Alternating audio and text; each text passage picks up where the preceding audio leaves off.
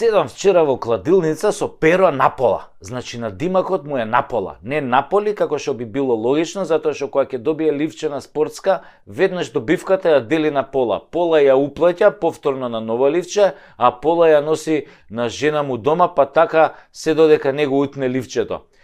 Еднаш перо напола влегол во кладилница во петок, а се вратил дома во понеделник са бајле и на жена му ја лупнал 153.749 евра на масата и грмнал: еве жено, да не ми го дрвиш више, зашто седам у кладилница по цел ден. Перо напола го фати седмото ливче цело, на што жена му онака алчна и суетна како секоја жена на македонец му одговорила: добро перо, вечер кога ќе си легнеме ќе добиеш цела дунда, пошто не си ме пипнал 6 месеци со сите твои кладилници.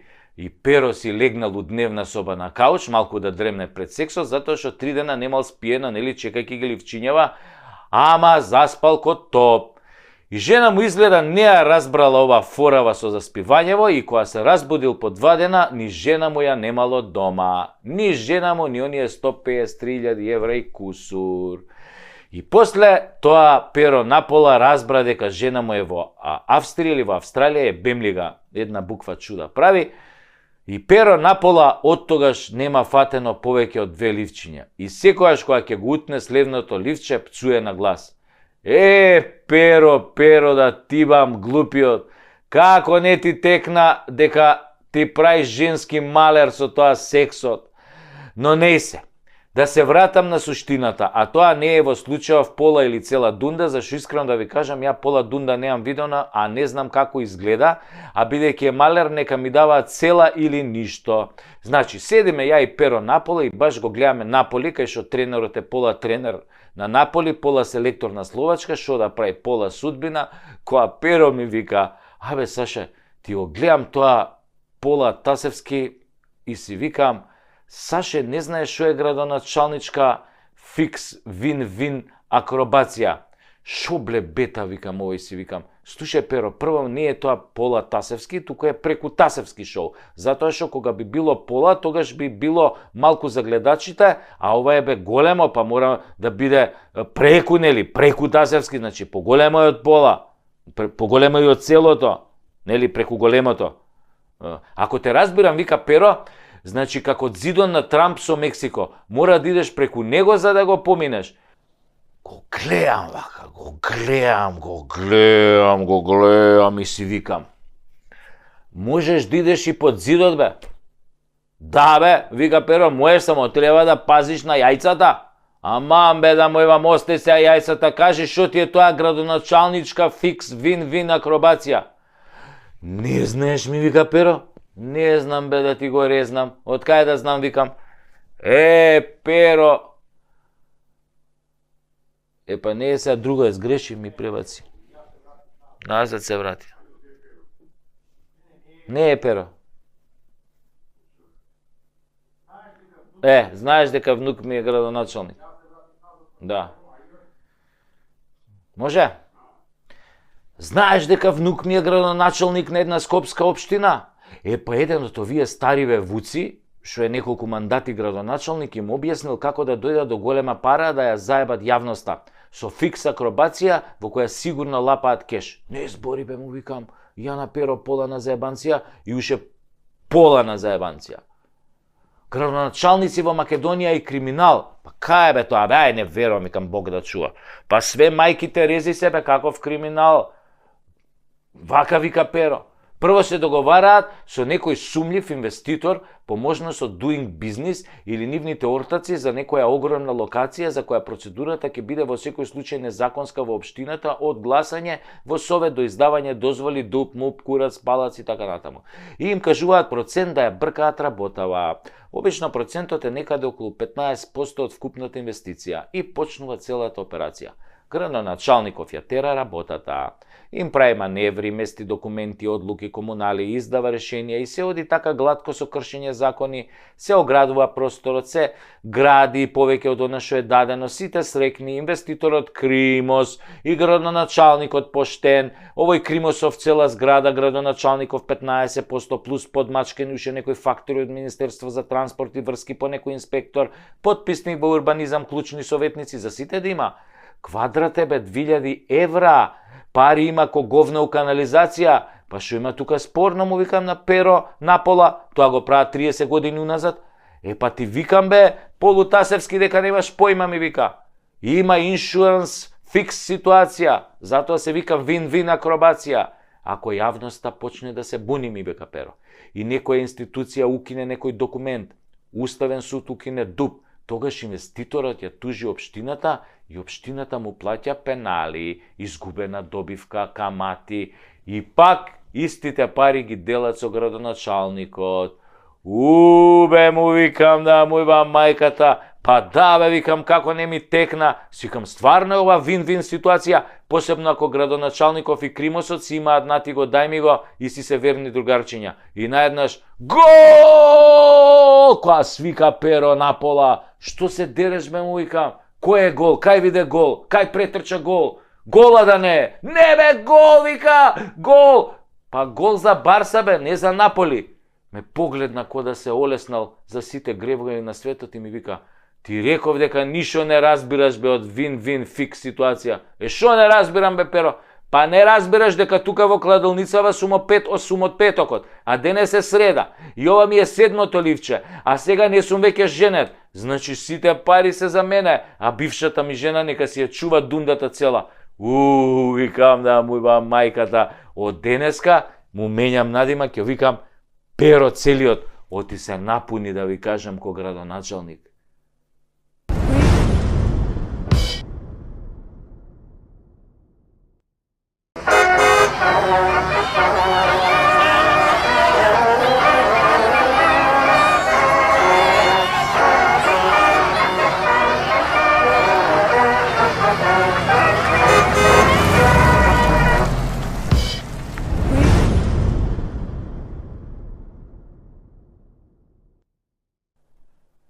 Црн петок, црна мачка, црни грујо, црна вдојца, црна дудинка, црна недела, црно испод ногти, црн си у тунел, црна вуна, Нана што ја преде, црно и бело од Мајкл Джексон, црна хроника, црн пантер, црно семе, црна гора, црно сонце, црно тиквешко, црно чоколадо, црнила и уште многу други црни перспективи за нас македонците, но една е повеќе од сигурна, дека црно ни се пишува.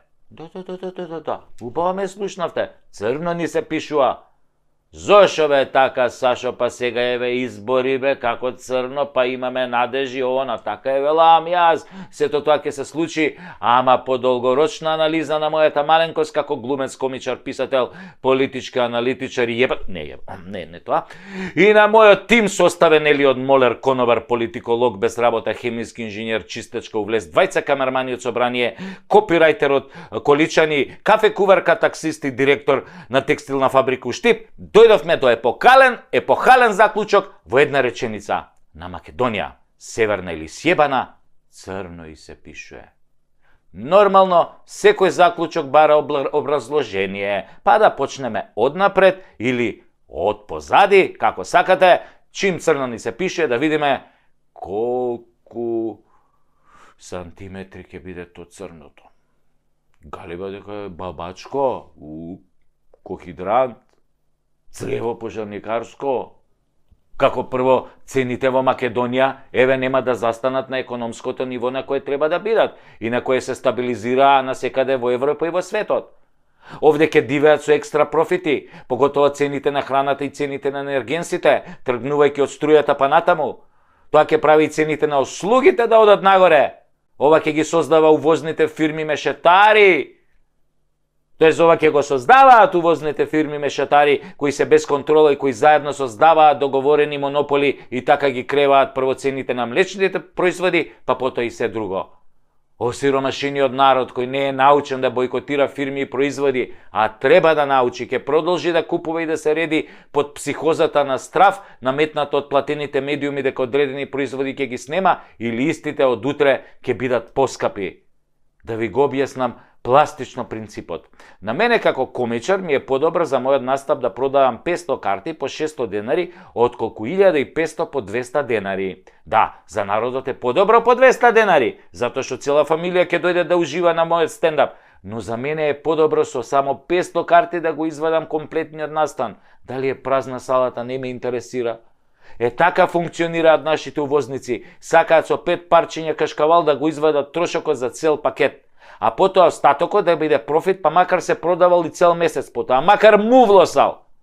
И сирењето макар му влосал, ко можат французите да дадат му влосено сирење, зашто не и македонците? Исто така црно ни се пише и во градежништвото. Таму установите нема да поевтинат, да се разбереме, напротив, ќе поскапат. Градежната мафија во спрега со политичката имаат толку многу пари украдени од државава што мораат да ги стават во бел бизнис кој воопшто не е контролиран со потекло на имот, како што ни беа примерите со купување на трговски центар од познатиот нели внук овој Петардава на Чичкоали што е. Каде што пари од некакви бизнисмени кои не се проверуваат, влегуваат, па кредити се пријавуваат, па потоа ни 10% од сумата не ја покриваат и така натаму и така наваму. Токму од тие причини, од таа причина ќе се гради ненормално за да може тие пари да се обелат комплет. Затоа и не ги интересира продажбата, затоа што се украдени пари или пари од тендери и нелегална трговија со дрога. Туку само ги интересира обелување на истите, како да ги обели. Да беше градењето на комерцијална и бизнис основа, се знае дека секој бизнисмен сака своите пари што е можно побргу да ги врати и затоа цените ќе беа нормални, плюс ќе го притискаат банките да ги врати кредитите. Не може да чека да продаде 2000 евра квадрат. Тоа е во нормални држави, а кај нас се дигаат згради и се украдено од државата преку странски компании се пријавува во инвестиции. Шемава ви е следната. Вие плаќате ненормални даноци, вашите пари влегуваат во буџетот, буџетот со низа криминали власта го испумпува преку тендери на исти фирми, тие потоа ги ставаат парите на странски фирми, нели Белизе, Мелизе, овие Маршалски острови вамо тамо, тоа се фирми керки, кои лесно ги отвараат, потоа доаѓаат тука, деме како инвеститори и градат со вашите пари. А вие немате здравство, немате патишта, немате училишта, немате ништо за парите што ги плаќате во буџетот. А власта ви се фали со инвестиции. Ги инвестирале вашите пари преку Белизе, Маршалски острови и Бора Бора. Добро смислено, како им текнало? Да сибаат векот. Затоа ваква градежна експанзија не е видена уште од времето на Пабло Ескобар кај нас, кога градел чуда и правил зоолошки градини тамо во Меделин, во Колумбија, затоа што немал што да им прави на купиштата пари, бе, луѓе. Цели стамбени овие блокови градел за сиромашни, фудбалски игралишта им градел. Само што Пабло не крадел од буџетот на државата. Тој продал дрога, бе. Чиста работа. Овие нашиве и крадат од буџет и продаваат дрога. Ништо не ќе достаат на случајот. Од кај што може да се земе, земаат. Нешто слично ко Колумбија денес се случува овдека. И бетер. Затоа сме најсиромашни во Европа, затоа што безочно се краде, а потоа со тие пари создаваат огромни имоти. Оние имотни листови им крцкаат. Им крцаат на крцањината. Црно ни се пишува, луѓе, и поради растуреното здравство од страна на СДС и ДУИ, избеганите доктори во странство и тие кои што сега ќе избегаат, кои што допрва ќе избегаат. Значи ќе нема кој да ве лечи, бе. И ќе си ги оставаме парите во приватните болници за кои видовме случаи како оваа политичка мафија исто така сака да ги преземе. Црно ни се пишува и дека полека остануваме без младо население. Ова ќе биде држава на старци, ќе нема кој кого да прца, бе. Барем не без Виагра, без овете. А млади веќе прцаат тамо по светот, ќе прцаат швеѓанки, норвежанки, данкињи, французинки, ќе прцаат тамо. Епа ќе прцаат, бе, ќе прцаат. А ова ќе биде држава на старци кои ќе умираат секој дневно. Шо од болести, шо од старост, шо од 5 виагри мавнати. А младиве ќе си прцаат на страна. Без виагри. Црно ќе ни се пише од корупцијата за која 63% од граѓаните велат дека е канцер, кој полека ја умира државата. Потоа црно ни се пишува од немање стратегија во културата и спортот и се е оставено на мафијаши кои полека ги преземаат федерациите. И на крај, црно ни се пишува затоа што изгубивме се, име, идентитет и народ и јазик. Од нормална држава направивме бинационална. Сега ако го отвори некој, ако се осмели да го отвори, уставот ќе биде полинационална. Во која ќе владее неспособна и криминогена елита, во која 70% од припадниците се припадници на тоа малцинството кое владее со нас. Тие немаат интерес за оваа држава, ниту пак некојаш имале, си имаат тие две други матични држави и гледаат само како да ја доограбат оваа со помош на своите слуги подданички, социјалдемократи, кои како на дивиот запад се продаваат за грст долари. Ви велам, црно ни се пишува. И ако видите светло на крајот на тунелот, слободно пишете ми. Може јас веќе сум ослепел од несотиве. Инаку како викаше еден познат филозоф, тоа светлото на крајот на тунелот што го гледаме, може би е возот кој доаѓа кон нас.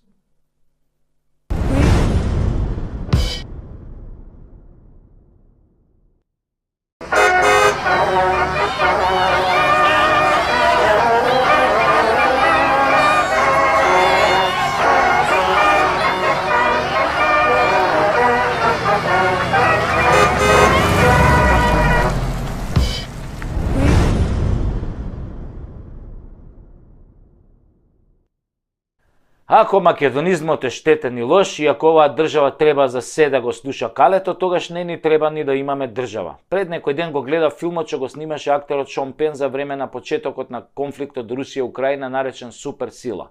Во филмот авторот се признава дека не сакал да сними филм за војната, туку филм за Зеленски, за неговиот животен пат и славата, за се што подоцна се наметнало како тема, дошло од следот на настаните.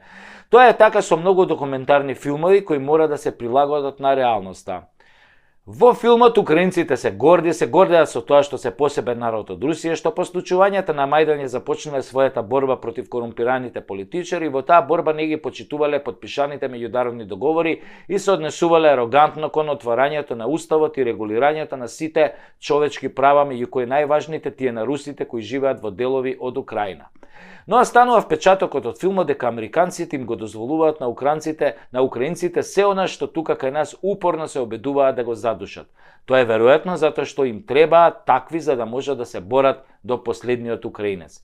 И Шон Пен убаво ја објаснува војната, убаво го објаснува војувањето, дека Западот и Америка го дозираат во вооружувањето на Украина затоа што не сакаат војна НАТО-Русија.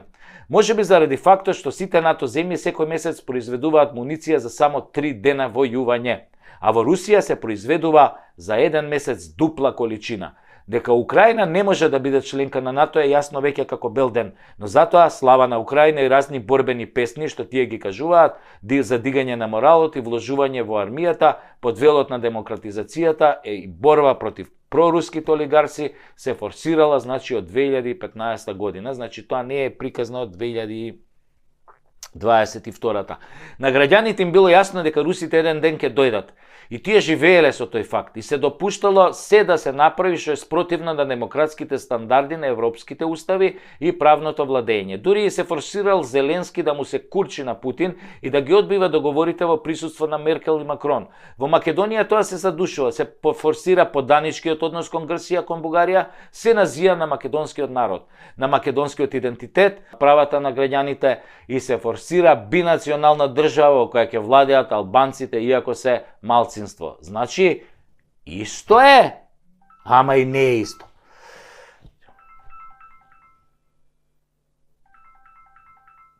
Путин.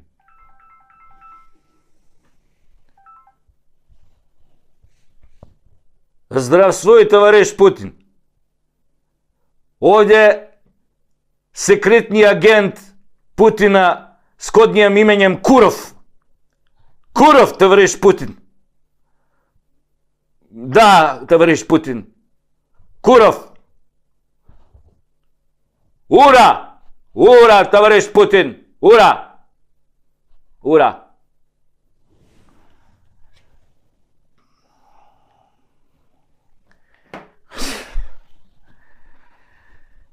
Путин ме бара. Да, мене, како што слушнавте, тајното име ми е Куров. Како руски разузнавач, нели? Ме бара, ке ме чека после кола, ке ме носат на аеродром. У Москва треба да јаваме поларни мечки утре. И така, без мене не му е кеф да јава мечка. Него, кај застанавме? Најважно е дека се форсираат тие кои се партнери на Калето и другите земји. И ним им се дава се. Цела моќ да создаваат систем од суди и обвинители, да цицаат пари од буџетот, да купуваат имот. Додека во Украина проруските олигарси се на политички отстрел пред војната, во Македонија албанските националисти и олигарси се форсираат да станат помоćни и побогати. Се тоа низ призмата на неказнивост и политичка поддршка многу слично како во Украина. Украина е напуштиле досега околу 7-8 милиони луѓе, што е некаде околу 15% од популацијата. Ова се официјални бројки, најверојатно е преку 12 милиони ја имаат напуштено.